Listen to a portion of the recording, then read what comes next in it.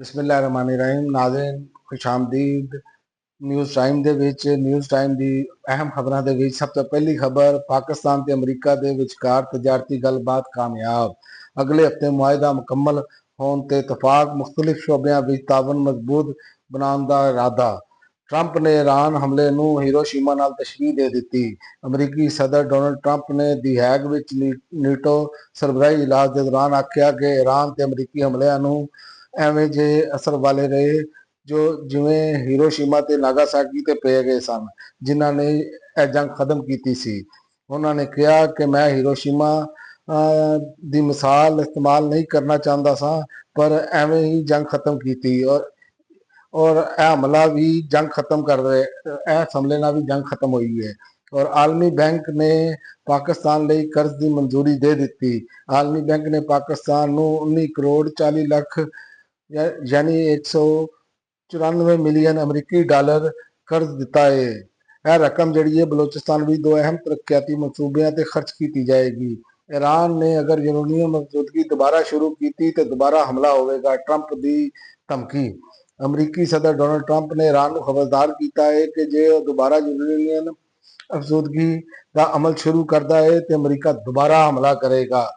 ਤੇ Ali Amin ਗੰਡਾਪੁਰ supreme court ਵਿੱਚ ਪਹੁੰਚ ਗਏ। ਚਾਰ ਸੁਪਰੀਮ ਕੋਰਟ ਦਾ ਦਰਵਾਜ਼ਾ ਖਟਖਟਾਇਆ। ਅਲੀ ਅਮੀਨ ਗੰਡਾਪੁਰ ਦੀ ਇਮਰਾਨ ਖਾਨ ਨਾਲ ਮੁਲਾਕਾਤ ਦੀ ਅਪੀਲ, ਤੁਸੀਂ ਗਲਤ ਦਰਵਾਜ਼ਾ ਖੜਕਾਇਆ ਹੈ। ਜਸਟਿਸ ਮਨਸੂਰ ਅਲੀ ਸ਼ਾਹ ਦਾ ਜਵਾਬ।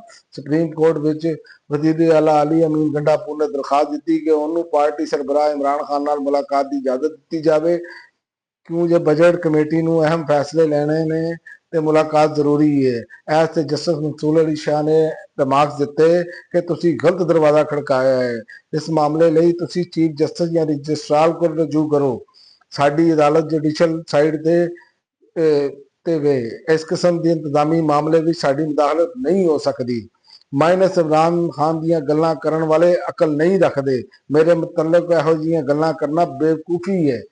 ਅਲੀ ਅਮੀਨ ਗੰਡਾਪੁਰ। ਵਜ਼ੀਰ ਆਲਾ ਅਲੀ ਅਮੀਨ ਗੰਡਾਪੁਰ ਨੇ ਮੀਡੀਆ ਨਾਲ ਗੱਲ ਕਰਦੇ ਹੋਏ ਕਿਹਾ ਕਿ ਇਮਰਾਨ ਖਾਨ ਨੂੰ ਮਾਈਨਸ ਕੋਈ ਇਮਰਾਨ ਖਾਨ ਨੂੰ ਮਾਈਨਸ ਨਹੀਂ ਕਰ ਸਕਦਾ। ਜੇ ਉਹਦੀ ਭੈਣ ਇਹ ਗੱਲ ਕਹਿ ਰਹੀ ਹੈ ਤੇ ਉਹਨੂੰ ਹੀ ਭੈਣ ਕੋਲੋਂ ਹੀ ਜਾ ਕੇ ਪੁੱਛ ਲਓ। ਮੈਂ ਸਿਰਫ ਇਮਰਾਨ ਖਾਨ ਨੂੰ ਹੀ ਜਵਾਬ ਦੇ ਹਾਂ। ਔਰ ਉਸ ਤੋਂ ਇਲਾਵਾ ਪੀਟੀਆਈ ਖੈਬਰ ਪਖਤੂਨਖਵਾ ਨੇ ਜਿਹੜੀ ਹੈ ਉਹ ਪਾਰਟੀ ਦੇ ਫੈਸਲਿਆਂ ਤੋਂ ਪਿੱਛੇ ਹੋਣਾ ਸ਼ੁਰੂ ਹੋ ਗਈ ਹੈ।